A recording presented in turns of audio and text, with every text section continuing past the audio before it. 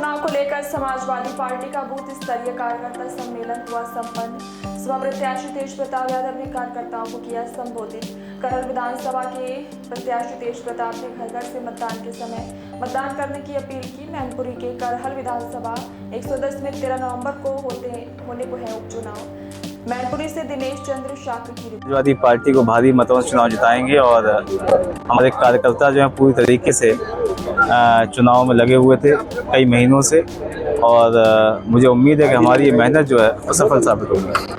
सांसद जी, जिस तरीके से पूरे देश में भाजपा की राजनीति चल रही है, जैसे बहराइच का घटना उठा के देख या उत्तर प्रदेश में 10 विधानसभा चुनाव जो होना था उस पर 9 पे घोषित किया, अयोध्या की मिल्कीपुर, जबकि ये जो बाबा गोरखनाथ का मामला बताया गया हाईकोर्ट में विचाराधीन सिर्फ एक रिट दायर की गई है, लेकिन उसको बड़ा महत्वपूर्ण दृष्टिकोण से लिया गया और चुनाव आयोग ने उसको एक सीट को वहां सुरक्षित करके छोड़ दिया। क्या कहेंगे?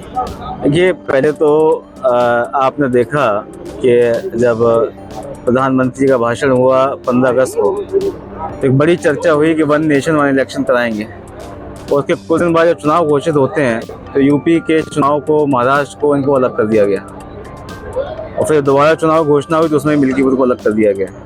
और कहीं ना कहीं ये सरकार को इस बात का डर है कि जिस तरीके से अयोध्या में लोगों ने उनके खिलाफ मतदान किया था और मिल्कीपुर में समाजवादी पार्टी बहुत मजबूत स्थिति में है, तो वहाँ भी इन्हें पूरा अंदेशा है कि इनके हार का सामना करना पड़ेगा। अब ये चाह रहे हैं कि इस तरीके से एक सीट अलग करके और प्रशासन शासन का दबाव बनाकर जिस तरीके से रामपुर में लोकतंत्र की हत्या करके उन्होंने दिन दहाड़े लूट करके चुनाव को जीता था, उसी तकनीक को दोबारा लगाना चाह रहे हैं, जो कि मुझे लगता है सफल इस बार नहीं होगी और मिल्कीपुर में भी समाजवादी पार्टी चुनाव जीत जाएगी। यूएन में अभी एक बैठक हुई थी जिसमें भारत ने अपने पक्ष को रखा है गरीबी उन्मूलन को लेकर। इन्होंने स्वीकार किया कि 25 करोड़ लोग हमने गरीबी उन्मूलन से बाहर लेके आए। क्या कहेंगे? 25 करोड़ अगर बाहर लेके आए हैं और खुद ही कहते हैं कि हम 80 करोड़ लोगों को मुफ्त राशन दे रहे हैं और मुफ्त राशन जो है उन्हीं व्यक्तियों को दिया जा रहा है जो गरीबी रेखा के नीचे हैं। सरकार के जो दावे हैं और उनमें कहीं ना कहीं भिन्नता है। एक तरफ सरकार दावे कर रही है कि हमने लोगों को निकाला गरीबी से बाहर और दूसरी तरफ ये भी कहती है कि 80 करोड़ लोगों को 5 किलो राशन मुफ्त दे रहे हैं। तो सरकार जो झूठ यहाँ बोलती रही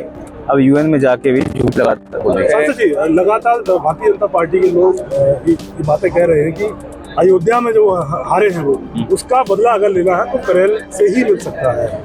अब जवाब तुमको 23 तारीख को मिलेगा और आप तो जनता के बीच में जाते होंगे। यहाँ समाजवादी माहौल है, चाहे जिले की बात करें चाहे हम करहल विधानसभा की बात करें। लोगों ने मन बना लिया है भाजपा को हराने का, प्रत्याशी इनको मिल नहीं रहा है।